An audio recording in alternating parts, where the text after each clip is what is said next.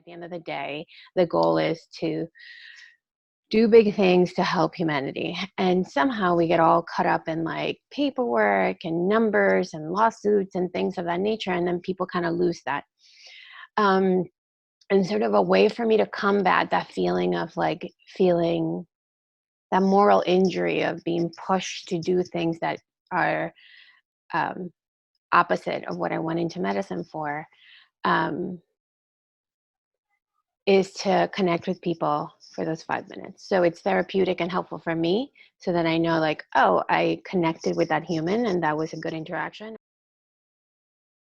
I was just like another number in a series of long numbers of patients that they had to see that day. But I just felt like the answer that I was given to make me go away and take care of myself, but not to like get to the heart of like the issue. I just felt like it was dismissive.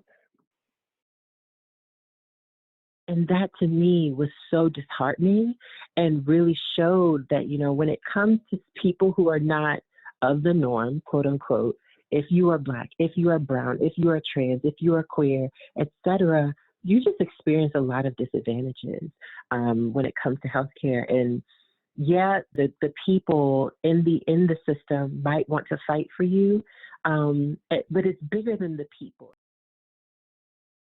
It was and it wasn't, because they did a real lousy job. So they had to replace it again 2 years later. When you get the same knee replacement replaced a second time, there's no pain worse than that.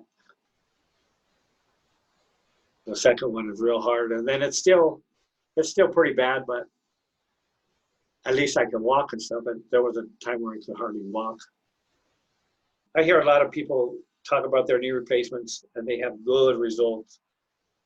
Mine was just one of them that didn't come out good at all. So the hardware inside of it broke within the first 2 months. Is good care good enough? That is often a question that I ask myself. I'm sort of an immigrant. I'm from Puerto Rico, so technically I'm American. We came to the States when I was about 12, and my father worked at a supermarket, and my mom worked as a clerk. And so insurance was tough. I could see us being treated a certain way because English was her second language. I went through college and then med school and became insured, and then went into medicine. The care that I received as a Latina woman with insurance, and then the care I received as a female physician with insurance, is slightly different.